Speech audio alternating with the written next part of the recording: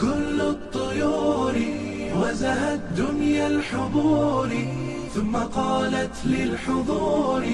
مرحبا بالحاضرين مرحبا. وما زلت يا صاحبي شرفت لما جوتان طبعا halkan waa qoraalladani sida idinka muuqata oo aniga qorayay halkan waa kaliimada farqinta mar walba aan ku soo gudbina farqinta sharciga طبعا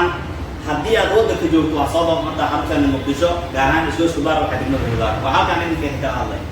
sidoo haddii aad gobolada joogto ama waddanka dibadiisa ma ku qaadataa si online ah weli waxaa jira xiisooyin cusub oo online ah oo bilaabanaya bisha February ama bisha Abriil ama afwan afartan si walba aad uga faa'iideysan karto waa muhiim